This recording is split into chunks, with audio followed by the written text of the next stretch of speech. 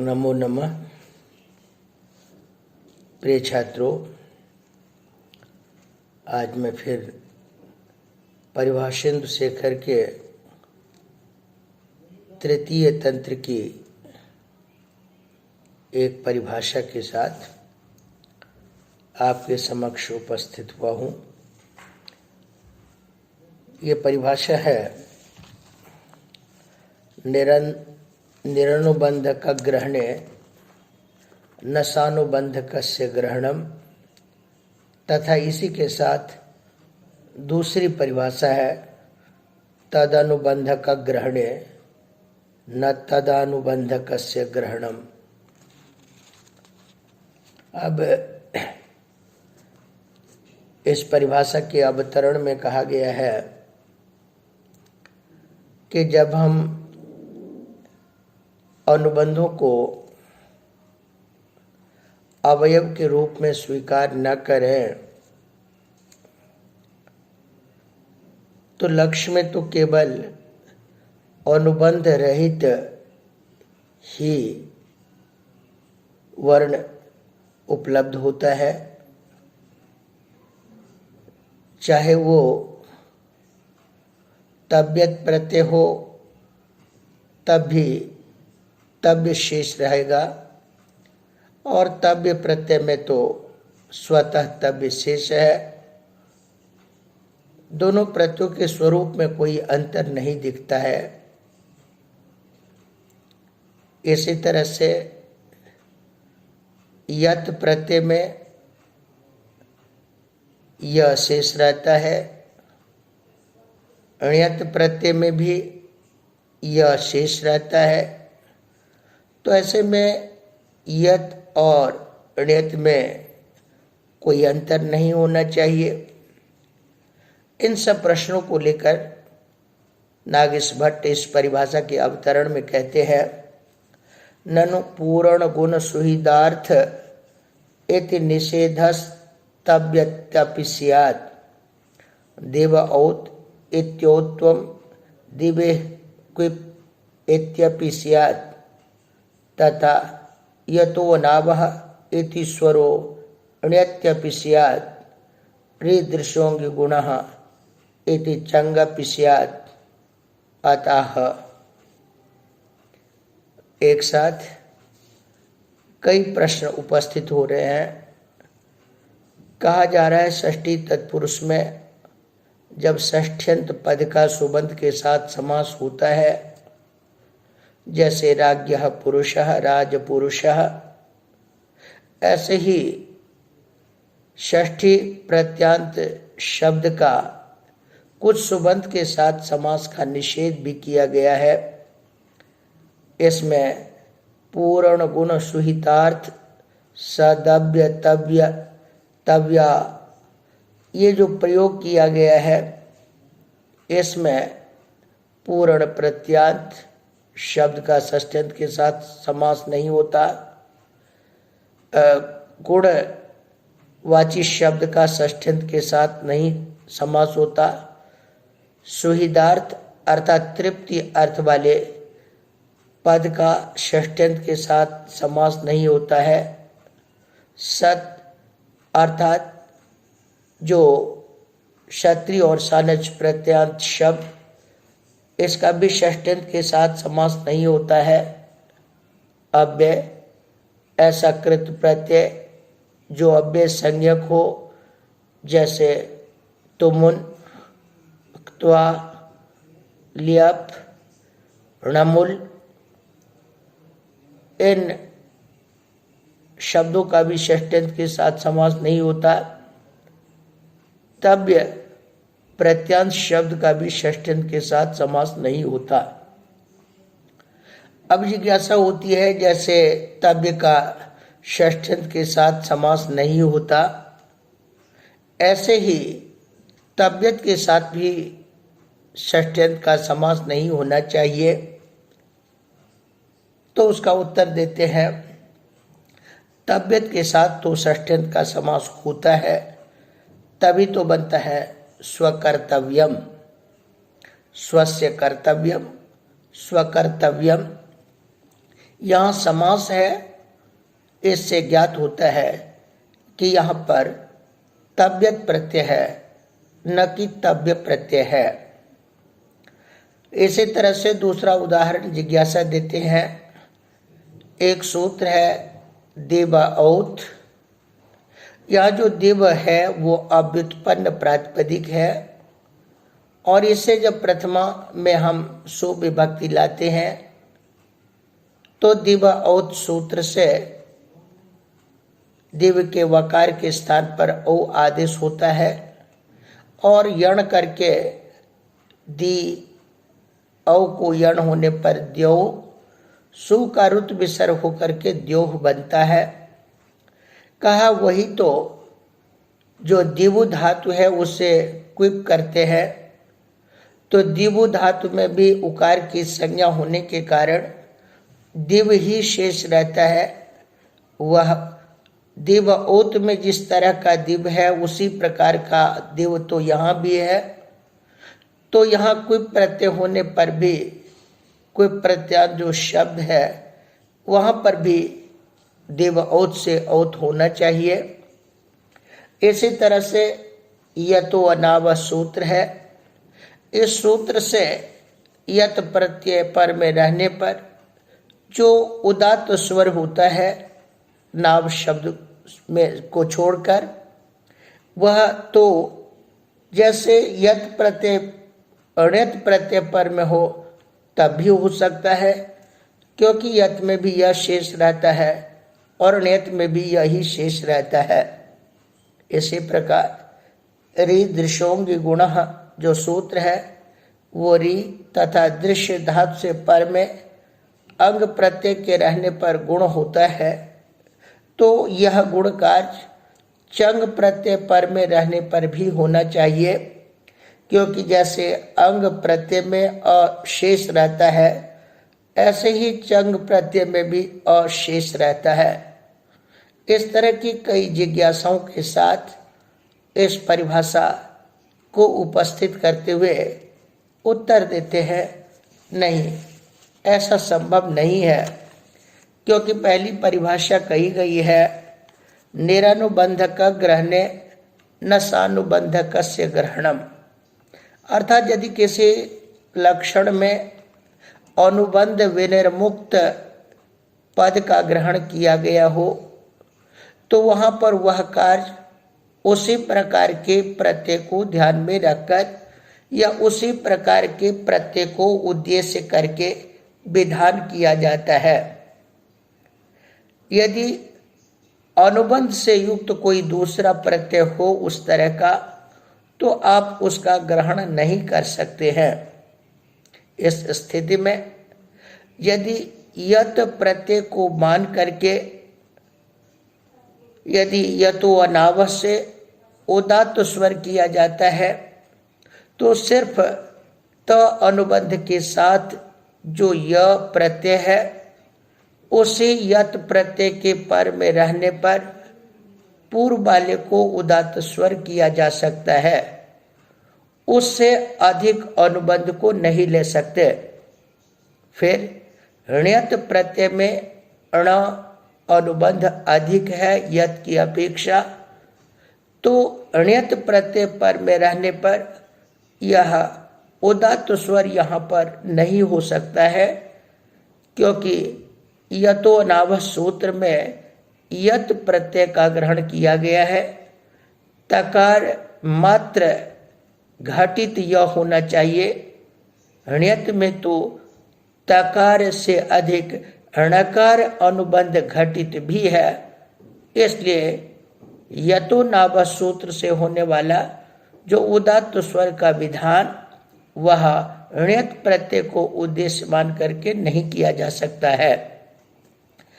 इसी प्रकार तद अनुबंधक ग्रहणे न अतद अनुबंधकस्य ग्रहणम। यदि किसी अनुबंध का ग्रहण किया गया हो और उस अनुबंध को उद्देश्य मान करके किसी कार्य का विधान किया जाता है तो उस तरह का अनुबंध होना उसमें आवश्यक है। आप बिना अनुबंध वाले शब्द को नहीं ले सकते। उदाहरण के तौर पर जब तबियत प्रत्यांत जो शब्द है उसका षष्ठ्यंत के साथ जब समास होगा तो तकार अनुबंध रहित तब्य का नहीं होगा, क्योंकि समास निषेध में तकार रहित तब्य का उल्लेख किया गया है।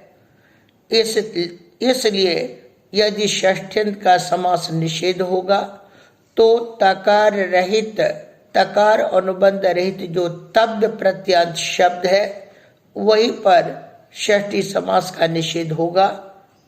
इस कारण से यदि सानुबंध तकार अनुबंध सहित तब्यत प्रत्यय हो तो वहां पर समास का निषेध नहीं हो सकता है।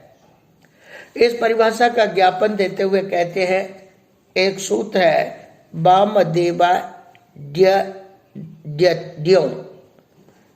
वामदेव शब्द से दृष्ट अर्थ में द्यत और द्य ये दो प्रत्यय होते हैं। वामदेवेन दृष्टम साम, यहाँ पर वामदेव से जो दृष्ट अर्थ में द्यत प्रत्यय करेंगे तो द्यत प्रत्यय करने पर भी वहाँ वामदेव्यम ही बनता है, क्योंकि वामदेव द्यत में अनुबंध लोप होने के बाद यह शेष रहेगा वाम देव या, और चूंकि यह आदि वाला तद्धित प्रत्यय है इसलिए यची भम से वामदेव की भाषाज्ञा होगी और फिर यसेत च से देव के वकारोत्तरवर्ती आकार वर्ण का लोप होकर वाम देव या, और फिर प्रथमा में सामान्य नपुंसक लिंग लाकर एक वचन में वाम देव्यम बनता है। अब यहाँ फिर यदि वामदेव से आप ड्य प्रत्यय करेंगे तो ड्य प्रत्यय करने पर भी वहाँ पर यह शेष रहता है और वामदेव्यम बनता है। अब यहाँ जिज्ञासा होती है द्यत प्रत्यय करें तब भी वामदेव्यम होगा और यदि हम ड्य प्रत्यय करते हैं तब भी वामदेव्यम बनता है। तो इन दो अलग अलग प्रत्ययों को का विधान किया गया है। इसका अभिप्राय यह है कि द्यत में यदि हम तकार इस संज्ञक प्रत्यय लेते हैं तो तकार इस संज्ञा होने के कारण स्वर में भेद होगा, लेकिन ड्य में तकार इस संज्ञा न होने के कारण वहां पर स्वर में भेद नहीं होगा। ऐसी स्थिति में जो यह प्रत्यय मान करके होने वाला कोई स्वरकार स्वर विधान या यत मान करके होने वाला कोई स्वर विधान कार्य वह द्यत और ड्य प्रत्यय को उद्देश्य करके नहीं हो सकता, क्योंकि दोनों ही प्रत्ययों में अनुबंध की भिन्नता है। इसी की चर्चा करते हुए परिभाषण शेखर के मूल में वो लिखते हैं वामदेवाड्यद्यौ इति सूत्रे द्यत द्यतोर डित्वम अनयोर ज्ञापितम। इन दोनों प्रत्ययों में जो डितकरण किया गया है वो इसका ज्ञापक है। इसका फल ये हुआ कि तद्धि यतोश्च तदर्थे इत्यत्र तयोर न ग्रहणम।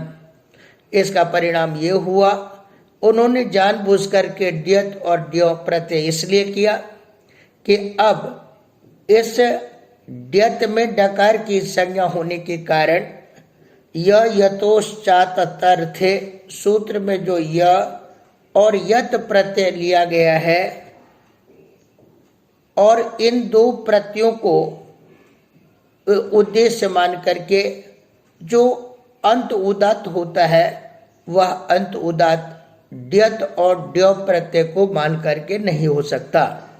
इसलिए लिखते हैं यतोश्च तदर्थे। इस सूत्र में हम द्यत और ड्य इन प्रत्ययों को नहीं ले सकते, क्योंकि वहां पर ड अनुबंध अधिक है। तो स्वर विधान सूत्र में जिस अनुबंध का ग्रहण किया गया है उस अनुबंध से युक्त ही प्रत्यय लिए जाएंगे। हम उससे अधिक अनुबंध को नहीं ले सकते या उससे भिन्न अनुबंध को नहीं ले सकते। इस सूत्र के अर्थ को स्वयं ही बता रहे हैं। नयः परस्य यदन्तस्य उत्तर पदस्य अंत उदात्त इति तदर्थः। ये जो सूत्र है यतोश्चात् तदर्थे, उस सूत्र का अर्थ है नय उत्तरस्य, अर्थात नय से उत्तर में जो पद यदंत यत या यत प्रत्यय अंत वाला उत्तर पदस्य अंत उदात्तस्य, उस उत्तर पद के अंत को उदात्त स्वर हो। जैसे उदाहरण के तौर पर ले पाषाणम समूह, यहाँ पर पास्याह बनाएंगे, नौ पास्याह अपास्याह। यहाँ पर पास शब्द से समूह अर्थ में जब यह प्रत्यय किया गया और यह प्रत्यय करने के बाद फिर नए समास करेंगे तो नए समास अपास्या, यहाँ नए समास से उत्तर में जो यत प्रत्यांत पास शब्द है उसके अंतिम जो स्वर है यानी यह उत्तरवर्ती आकार, उसे उदात्त स्वर विधान किया जाता है।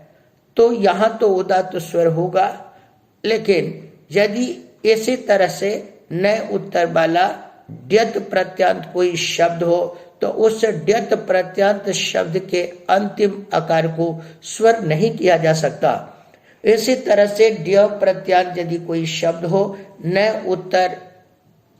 से उत्तर पद में, तो उसके भी अंतिम स्वर को उदात्त स्वर नहीं किया जा सकता है। इसलिए एवं च अवामदेव्ये, यहाँ पर अवामदेव्ये में देख लें कि यहाँ पर वामदेव है, अनो वामदेव्यम। इस स्थिति में जो नए अव्यय से उत्तर पद में वामदेव्य है, जो द्यत प्रत्यांत है, इसके य के आकार को यानी यकार के उत्तरवर्ती आकार को उदात्त स्वर नहीं हो पाता है। अव्यय पूर्व पद प्रकृति स्वर एवं, अपितु अव्यय पूर्व पद प्रकृति स्वर एवं, यानी जो पहले से स्वर उसमें विद्यमान था वही स्वर उसमें रहेगा, उसका उदात्त विधान नहीं होगा। स्वयं आगे लिखते हैं परिभाषा शेखर के मूल में, तन मात्रानुबंधक ग्रहणे च, तन मात्रानुबंधक ग्रहणे स च अन्यश्चानुबंधो यस्य तद ग्रहणम न इत्यन्तस्य अर्थः। जो दूसरी परिभाषा थी उस परिभाषा का अर्थ था तन मात्र अनुबंधक ग्रहणे, जितने अनुबंध का ग्रहण किया गया हो उतना ही अनुबंध लिया जाएगा। सच अन्य अनुबंधो यस्य, यदि उससे अतिरिक्त अनुबंध उसमें लगा हो तो फिर उसका ग्रहण नहीं किया जा सकता है। एते च प्रत्यय अप्रत्यय साधारणे, ये अनुबंध की जो चर्चा हो रही है, चाहे वो प्रत्यय घटित घटक अनुबंध हो या अप्रत्यय घटक अनुबंध हो, तभी तो यत द्यत आदि प्रत्यय घटक अनुबंधों को बताया गया। और फिर दिव औत और जो दिव धातु से कोई प्रत्यय करने पर प्रातिपदिक घटक अनुबंध को भी दर्शाया गया है। दिव औत इत्यादि संचारितत्वात्, इसलिए दिव औत इसमें भी इस परिभाषा की प्रवृत्ति होती है। वर्ण ग्रहणे च अनयोः अप्रवृत्ति इति स्पष्टम, कहते हैं इन दोनों ही परिभाषाओं की वर्ण ग्रहण में प्रवृत्ति नहीं होती है। यहाँ पर जो प्रत्यय लिया जाता है वो प्रत्यय से आप एक समुदाय भी मान सकते हैं। इसलिए जहाँ पर किसी एक वर्ण को उद्देश्य करके किसी का विधान किया जाए वहाँ पर इन दोनों परिभाषाओं की प्रवृत्ति नहीं होती है। लिखते हैं ओंग आपः इत्यत्र भाष्य। यह बात ओंग आपः इस सूत्र के भाष्य में कही गई है। ये न अनुबंधेन सानुबंधकत्वम द्वयनुबंधकत्वादिवा तद अनुच्चारण एव ऐसा धार्मिक ग्राहक मानात। कहते हैं यहाँ पर आप ध्यान रखें, ये न अनुबंधे न सानुबंधकत्वम, जिस अनुबंध के कारण वह अपने आप को अनुबंध से युक्त मानता है या जिन अनुबंधों के कारण वह अपने आप को दो अनुबंधों से युक्त वाला मानता है, आप उन्हीं अनुबंधों को लेंगे।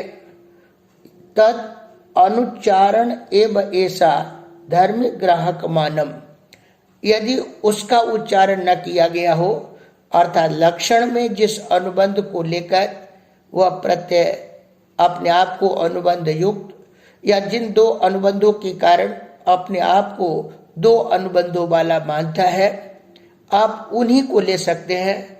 उससे अतिरिक्त यदि हो तो आप उसका ग्रहण नहीं कर सकते हैं, क्योंकि उसमें धार्मिक ग्राहक मानात यानी समान धर्म वाला को ही ग्रहण कराता है, अतिरिक्त धर्म को वाले को ग्रहण नहीं करा सकता है। साजात्य की समानता होनी चाहिए, तो अनुबंध रूप जो साजात्य है उसकी समानता होने के कारण तेन जसोसी इत्यत्र नैवेति निरनुबंधकत्वात् तद्धित शस एव अत्र ग्रहणम स्यात् इति न शंक्यम। अब यहाँ जिज्ञासा होती है कि एक जश है और एक शस है, और ये जश शस जो प्रथमा विभक्ति के बहुवचन में जस और द्वितीय विभक्ति के बहुवचन में शस विभक्ति आती है, तो जसोसी में हम प्रथमा और द्वितीय वाले बहुवचन विभक्ति को ही ले सकते हैं।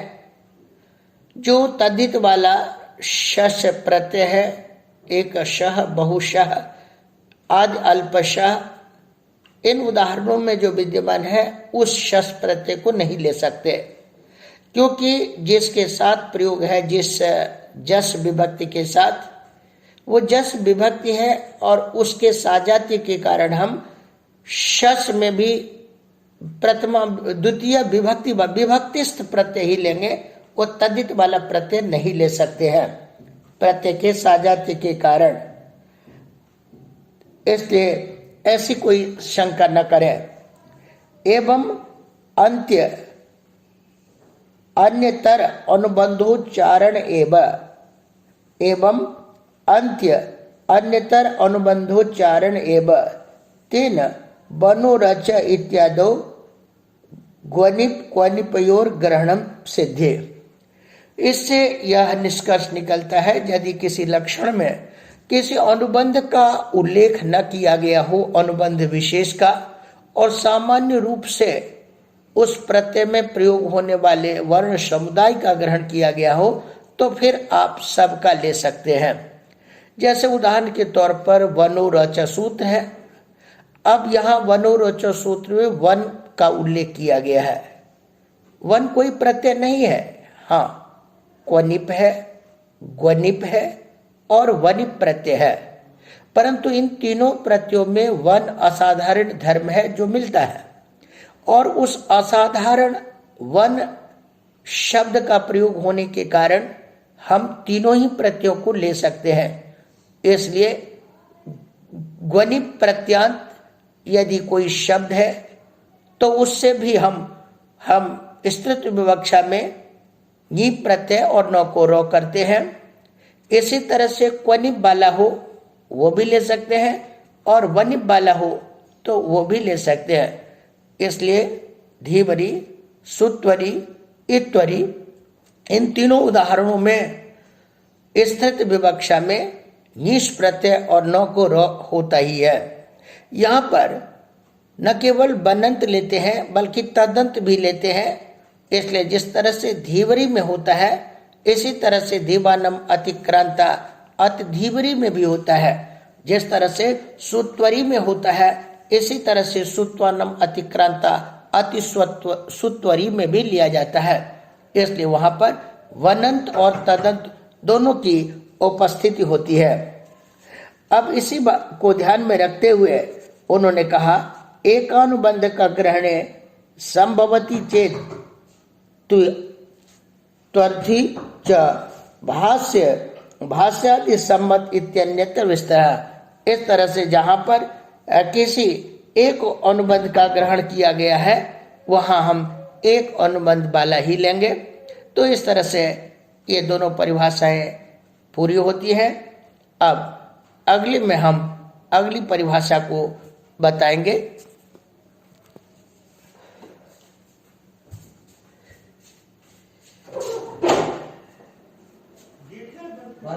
आवाज आ रही थी मोबाइल में क्या?